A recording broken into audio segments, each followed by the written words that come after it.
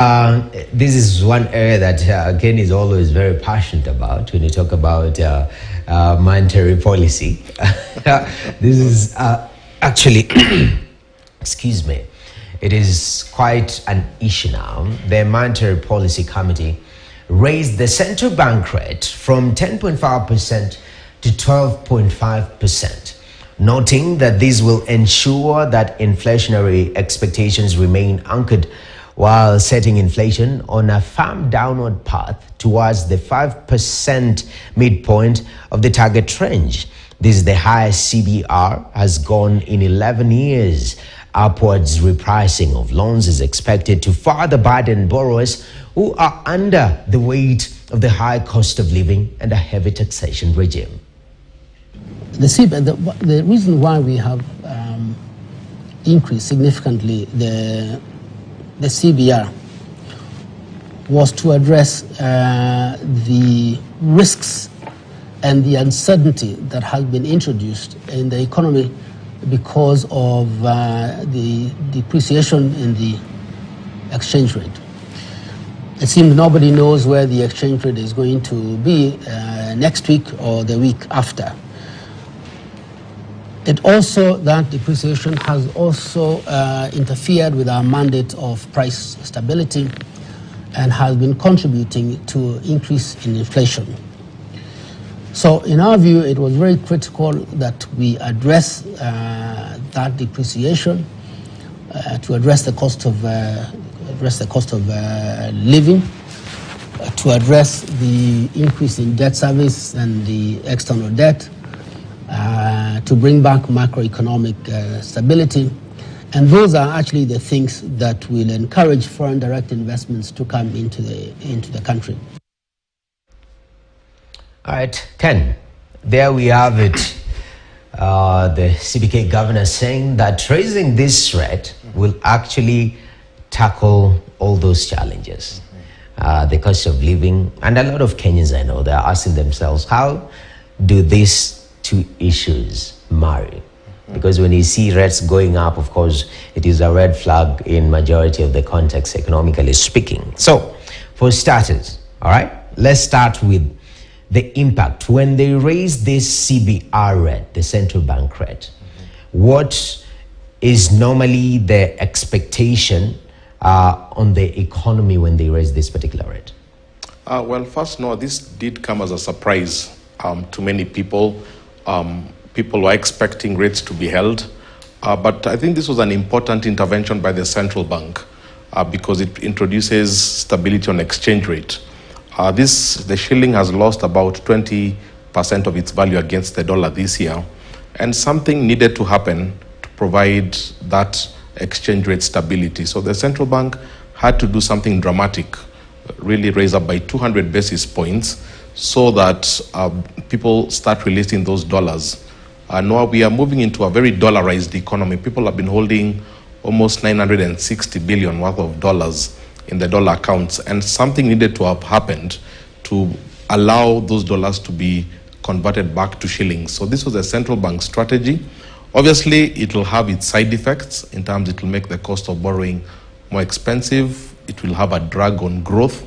But I think they felt that, and rightly so, that if that exchange rate kept sliding, external debt payments would have become more expensive, and it would have been very difficult to manage the economy. So I think it was a brave move. They needed to do it. It was highly unpopular, but I think it was necessary for them to do it, if only to make sure the shilling stops sliding. Then hopefully once that stability is reached, they can start cutting back on that next year, and hopefully growth can come back. But by no means it was a difficult decision, definitely. Okay. And I mean, Ken, I'm thinking, and even just sitting with majority of Kenyans, yeah, they analyze the G2G fuel importation deal, and the promise was that with this deal, there is sort of reduction of pressure on the dollar demand, and that will buy us some time. At the same time, easing that demand, it might have an impact in regards to dollar supply in the market. Now, how we have assessed the impact of that has been neither here nor there. For the Monetary Policy Committee, I know when it comes to assessing the impact, they are more astute. They are the numbers guys. So how, as a Kenyan, how will I know that the raising of this threat actually it's impacting? Is it just by waiting for to see the shilling strengthen against the dollar because people are releasing their dollars? Well, that will be the first point of observation, that there should be some stability on the exchange rate. Kenya is a net importer. We import our fuel, we import a lot of our food. So definitely that also feeds into our cost of living computation, the fact that fuel is part of our CPI. So that, if you have a stable exchange rate, then the effect of what is called imported inflation should start coming down, and that should be the second level of benefit. But definitely it will mean the cost of credit goes up. I'm sure banks by next week will be sending clients SMSs about their loans going up. So it will make the cost of credit go higher, but I think that was possibly the necessary cost to bring stability. Stability is always the most important objective. Once you have stability, then you can pursue growth and other, but it's very difficult to get growth when there's no stability. So I think they really needed to make sure that that shilling really stops hemorrhaging. All right. And majority of the factors that have led us to this corner, and even when you listen to government officials, cabinet secretary, the governor, a lot of things are out of our control. Talk about some of these conflicts that we've seen, exacerbating our situation, being, as you've rightly put it, being net importers. Anything unstable happens externally, we are directly hit. Now, also we've seen the rates being raised in the states. That was a huge factor that also contributed to this particular issue that we are in. So how sure are we, and how much of a buffer will this internal move by the MPC sort of protect us from all these other external forces that we're seeing evolving each and every single day come along? Well, I think, first of all, that's a debatable statement, that we are sitting ducks are really lined up to international forces. I think there's much we can do in Kenya, not least with our tax policies. We need a tax policy that encourages business, encourages production, and the more we export, the more we provide stability. So that argument that has been doing the rounds, that really our hands are tied, we are really at the mercies of global forces, it's not true. Yes, it's only part of it, and that affects every country. And if you look at the US today, which is exposed to every event around the world, it's doing very well. Its third quarter numbers came to 5.2%. So it's not true that local policymakers have no tools. They have tools, both fiscal, monetary, regulatory. But I think it's about first creating confidence, boosting production. But confidence is very key. Right now, some people are sitting on some money, they want to invest in a business, but when they hear negative talk, they say, actually, let me not do this right now. So you postpone the opportunity to create jobs, postpone the opportunity for taxes. So there's still a lot of work, but ultimately it's about confidence building. Local policymakers are in the business of building confidence, particularly among people who want to invest. Okay, that actually comes in very handy, as you've rightly put it. The issue of also interbank rate going up, that has been quite a concern. Actually, I was here very early in the morning, and that is one of the points that came in strongly in regards to that and money supply liquidity. Is it a concern? Of course, you've mentioned there are side effects when you take such a move for the sake of stability. This issue of money supply, where do we stand, and how is it impacted by the raising of this rate? Absolutely. Money supply is the single most important indicator in why an economy is performing, whether poorly or better off. If you look at our debt repayments, they have taken quite a bit of money from our local circulation.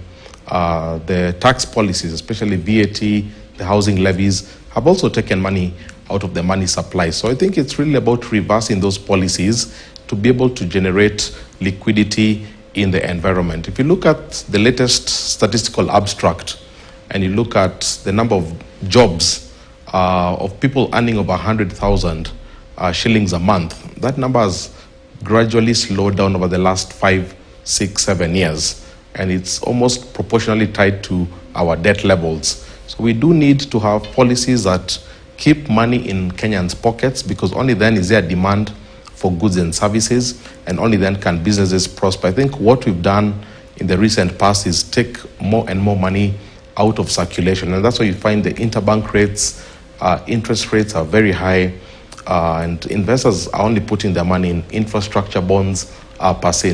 Very little money is going into the real economy, which is where jobs are created. And you say also a critical piece in the puzzle of creating that stable environment remains this conversation of national tax policy. How soon? Because I'm told that should have been in place yesterday, Ken. Yeah, I mean, it's a topic that's been there. You know, it's been there for the last 1 year. We've heard about drafts coming up. I don't know why it's not been given the center stage, because that's really, I was hoping in the first year of the Kenya Kwanza administration, that's the one thing that if it had been sorted, I think we'd have had 4 years of remarkable prosperity. So it's still up in there, and hopefully we'll start hearing more about it, because you've been hearing about businesses are not giving government the revenue they need because they're highly overtaxed. The Laffer curve effect is playing out. So hopefully that conversation comes back to the center sooner rather than later. All right, definitely. The government seems to be between a rock and a hard place, yeah? Because if something, I mean, if government officials, part of their banter on social media is to go by, we are in a structural adjustment program currently. You remember that conversation with Dr. D online? And it says these are SOPs, and this is what we warned you years back. So in this environment, first of all, have we sort of rebranded structural adjustment programs and given it maybe a fancier look that is modern compared to what was happening in the mid-90s? Well, it's slightly different. Definitely what happened in the mid-90s was much tougher. The IMF has also made some internal reforms. Back in the day, they would really make prescriptions across all countries. I think nowadays they have realized that each country is different, each country is unique. Argentina and Kenya are very different. So nowadays they are allowing countries to propose measures that they can be able to achieve. So if it's privatization, it's the government to propose which entities they think would be available for privatization. So I think there's much more of discourse than there was 30 years ago. There's that understanding, but still a lot of people still feel that we are still under a heavy weight of the Bretton Woods institutions. Yeah, I understand that. I mean, to whose interests are these Bretton Woods institutions? Because I mean, they're classified as lenders of last resort. So essentially, by the time you're reaching out to IMF and World Bank to help you, it seems you've tried all corners. You've been to India, you've been to these different places, and it's a little bit difficult. But in that regard, I mean, how did the former regime, because I see the President William Ruto keep mentioning the late President Moi Kibaki. And during his tenure, as much as there weren't so many of these external events that we've seen in the recent years, there was a level of engagement with Bretton Woods institutions. It wasn't as prevalent as now. What did he do different that can be applied now? Well, you don't know, when Kibaki was coming into power, he had served almost a decade as both Minister of Finance and a Vice President. So I really understood the importance of getting businesses back afloat. And it was very difficult to do that under IMF. So I think the first thing Kibaki really tried to do was to reduce interest rates. That time, if you look at the 91-day T-bill, it was almost at 1%, 2%, 3%. So banks really could not make money from government securities, and they had to make money from lending to ordinary people, to ordinary businesses, and you found a bit of credit going up. So I think the first principle is it's very important to make the cost of credit cheap, make the cost of government securities much lower. Today, Noah, if you look at the infrastructure bond, it's almost at 17.9%. If somebody puts their money in there, there's no other business they would want to put in that would give them the same return. So I think it's maintaining a low interest rate environment. I think that was at the heart of the success of that administration. All right. Thank you very much, Ken Gishinga. We'll take a short break. When you come back, there is the issue of the NHIF, which is morphing into SHIF, Social Health Insurance Fund. And so far, what we can learn the way NHIF has been handled so far. Seems the NHIF boss spilled some beans yesterday in regards to, that's talk of food security. We'll be dissecting that later on. But now, Business Today takes a short break. We'll return with more. Stay tuned.